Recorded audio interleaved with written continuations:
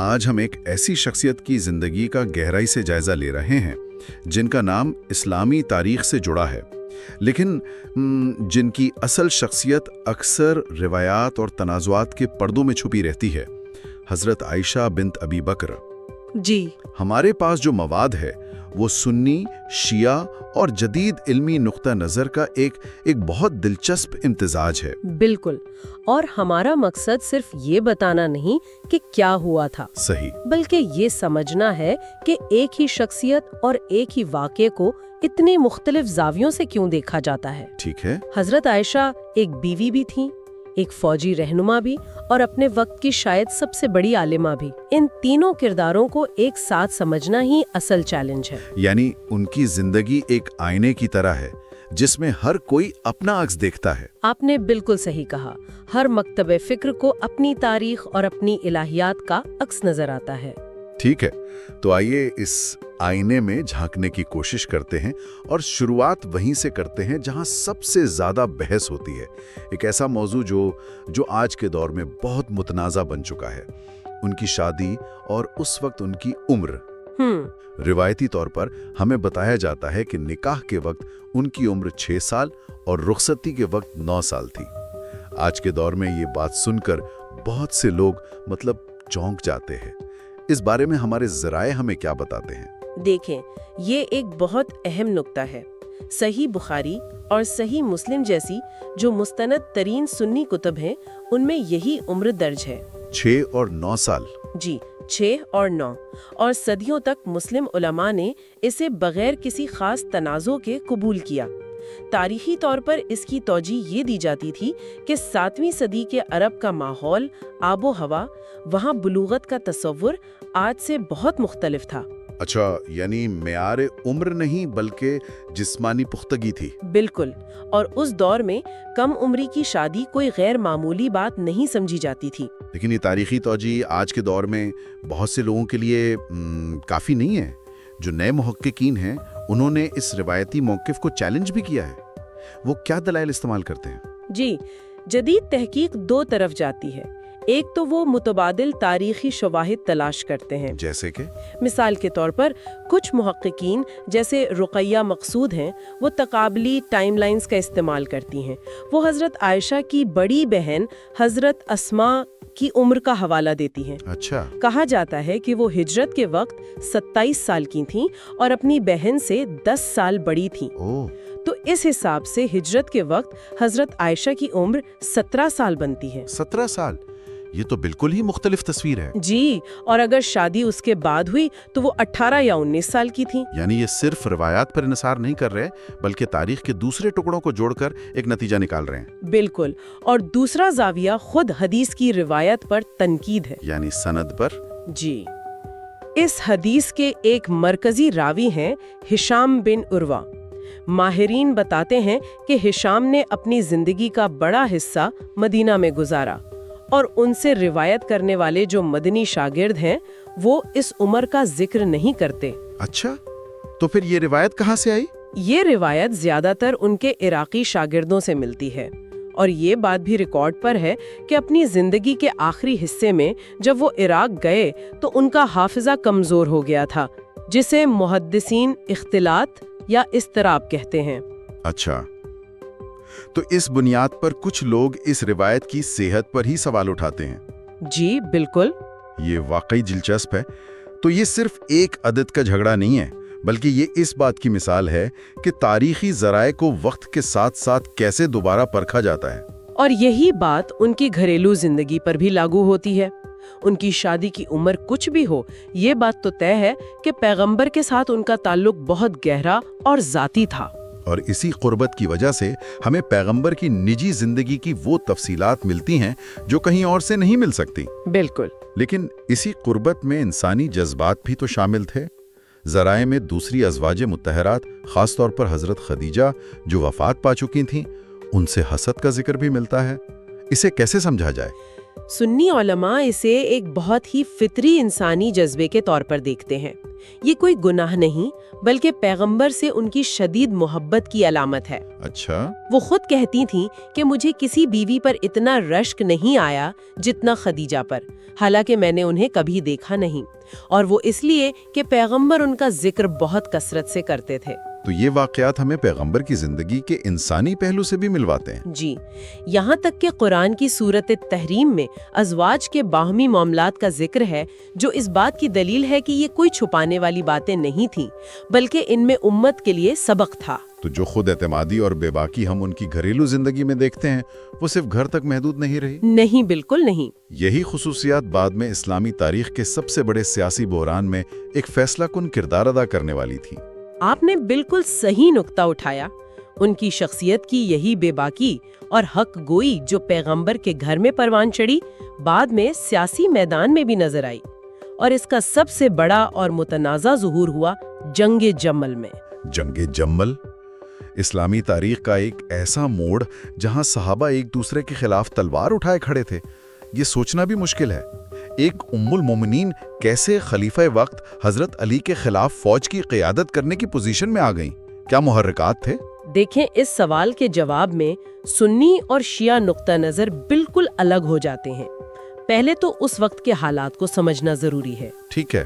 تیسرے خلیفہ حضرت عثمان کو شہید کر دیا گیا تھا، مدینہ میں شدید افراتفری تھی اور قاتل شہر میں آزاد گھوم رہے تھے۔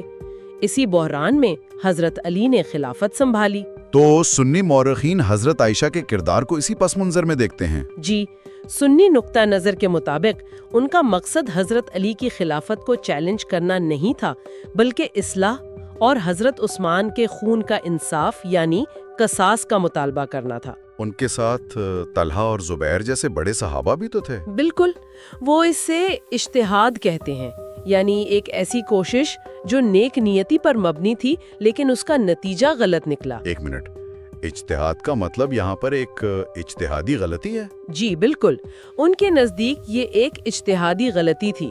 سنی روایات اس بات پر بہت زور دیتی ہیں کہ انہیں اپنی زندگی کے آخر تک اس دن پر شدید پچھتاوا تھا۔ اچھا۔ کہا جاتا ہے کہ وہ جب بھی قرآن میں سورہ احزاب کی وہ آیت پڑھتی جس میں ازواج کو گھروں میں رہنے کا حکم ہے تو اتنا روتی کہ ان کا دوپٹہ آنسوؤں سے بھیگ جاتا۔ یہ تو ایک طرح سے انہیں ایک قابل احترام لیکن قابل خطا انسان کے طور پر پیش کرتا ہے، لیکن شیعہ نقطہ نظر اسے ایک اجتہادی غلطی سے کہیں زیادہ سنگین سمجھتا ہے۔ بہت زیادہ۔ ان کے نزدیک یہ جائز امام اور خلیفہ راشد کے خلاف کھلی بغاوت تھی۔ بغاوت؟ جی، وہ دلیل دیتے ہیں کہ حضرت عائشہ نے قرآن کی آیت 33.33 وَقَرْنَ فِي بُيُوتِكُمْ یعنی اپنے گھروں میں ٹھہرے رہو کی صریح خلاف ورزی کی۔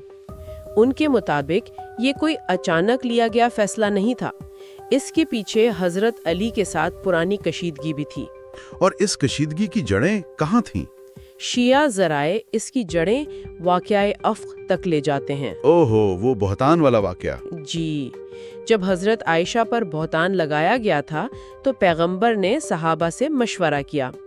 اس موقع پر حضرت علی نے مبینہ طور پر یہ مشورہ دیا تھا کہ اللہ نے آپ پر تنگی نہیں کی، عورتیں ان کے سوا بھی بہت ہیں۔ اور اگرچہ بعد میں قرآن نے حضرت عائشہ کو بے گناہ قرار دے دیا۔ جی، لیکن شیعہ مورخین کا ماننا ہے کہ حضرت علی کا یہ مشورہ حضرت عائشہ کے دل میں ایک کانٹے کی طرح چبھتا رہا۔ تو ایک ہی جنگ، سنیوں کے لیے ایک المناک سیاسی غلطی اور شیعوں کے لیے حق اور باطل کا ایک واضح مارکا۔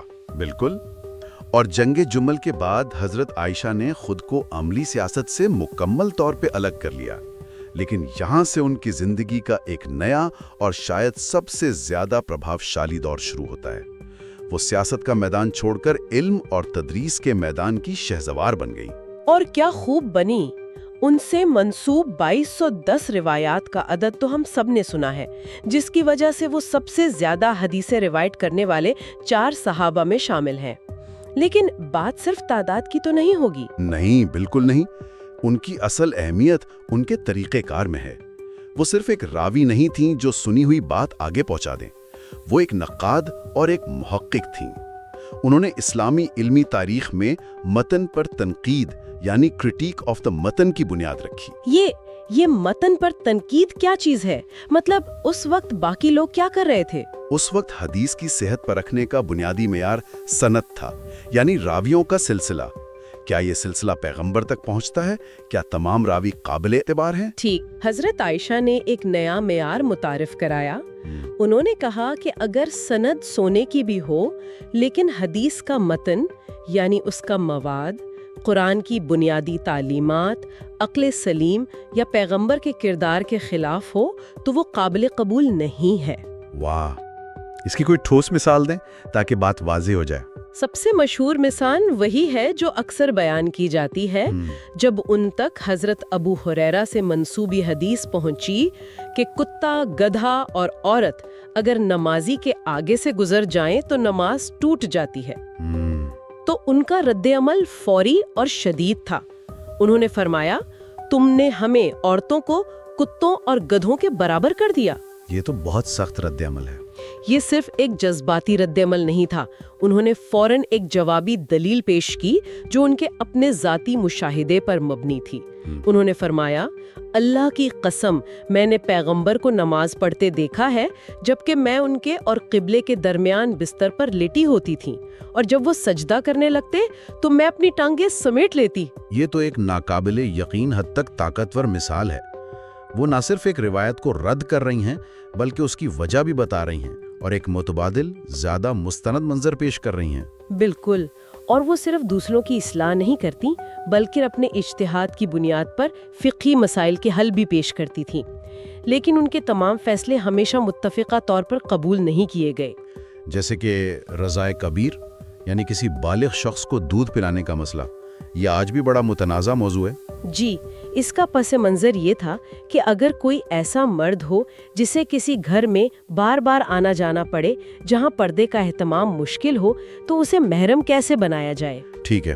حضرت عائشہ کا فتویٰ یہ تھا کہ اگر وہ عورت اسے علامتی طور پر اپنا دودھ پلا دے تو ان کے درمیان ماں بیٹے کا رشتہ قائم ہو جائے گا اور پردے کی پابندی لازم نہیں رہے گی۔ لیکن باقی سب نے تو اس سے اتفاق نہیں کیا تھا۔ نہیں، باقی تمام ازواج مطہرات اور اکثر بڑے صحابہ نے اس سے اختلاف کیا۔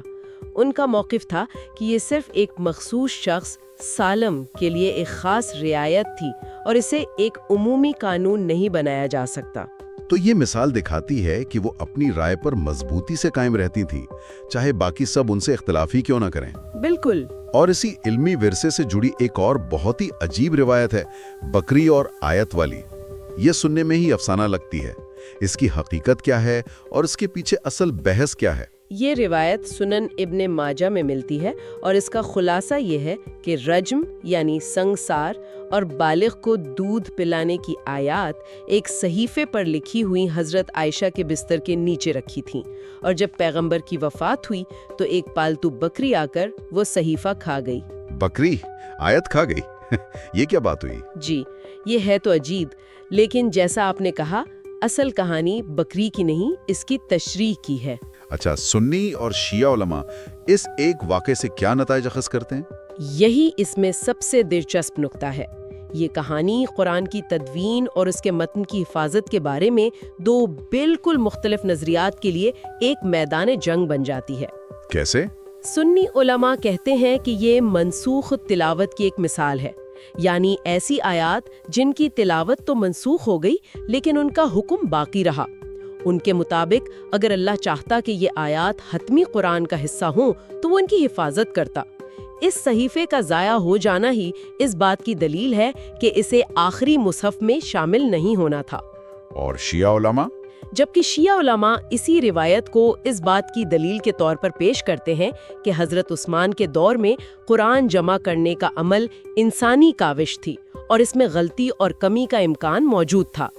تو ایک بھوکی بکری کی کہانی دراصل قرآن کی کاملیت اور حفاظت کے بنیادی عقیدے پر بحث کا ایک استعارہ بن جاتی ہے۔ تو آج کی اس گفتگو کے بعد یہ واضح ہے کہ حضرت عائشہ کو کسی ایک خانے میں بند کرنا ناممکن ہے۔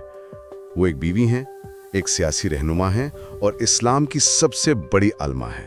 بالکل، ان کو سمجھنے کی کوشش دراصل ابتدائی اسلامی تاریخ کی پیچیدگیوں کو سمجھنے کی کوشش ہے۔ صحیح۔ सुन्नी रिवायत में वो उम्मुल मोमिनीन, महबूब की महबूबा और निस्फ दीन की आलिमा के तौर पर हमेशा काबिल एहतराम रहेंगी, जबकि शिया रिवायत में हज़रत अली से उनकी सियासी मुखालफत एक ऐसा फैसला कुन मोड़ है जो उनके बाकी तमाम किरदारों पर हावी आ जाता है और इसी वजह से उनका किरदार हमेशा मुतनाज़िर रहता है। तो उनकी मिरास आज भी जिंदा है, न सिर्फ किताबों में बल्कि मुसलमानों के दिलों और जहनों में भी।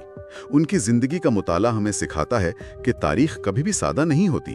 ये अजीम, ज़हीन और बाज़ औक़ात काबिल ख़ता इंसानों की कहानियों से बनती है। और ये भी कि एक ही तारीखी शख्सियत को मुख्तलिफ नजरियाती चश्मों से देखने पर उसकी तस्वीर किस तरह बदल जाती है। हज़रत आयशा की कहानी हमें मजबूर करती है कि हम अपने पहले से कायम करदा तसव्वुरात को चैलेंज करें। और इसी नुक्ते पर हम सुनने वालों के लिए एक सोच छोड़ जाते हैं। एक ऐसे दौर में जहां औरतों की इल्मी और सियासी क़ियादत पर आज भी बहस होती है, इस्लामी तारीख की इस सबसे बाअसर खातून की ज़िंदगी हमें क्या सिखाती है? एक ऐसी आलिमा जो अपने वक्त के बड़े बड़े मर्द सहाबा को इल्मी तौर पर चैलेंज करती और बरमला उनकी इस्लाह करती थी। उनका वजूद इस्लामी तारीख में औरत के किरदार के बारे में हमारे बनाए हुए तंग दायरों को किस तरह तोड़ता है, इस पर ज़रूर सोचिएगा।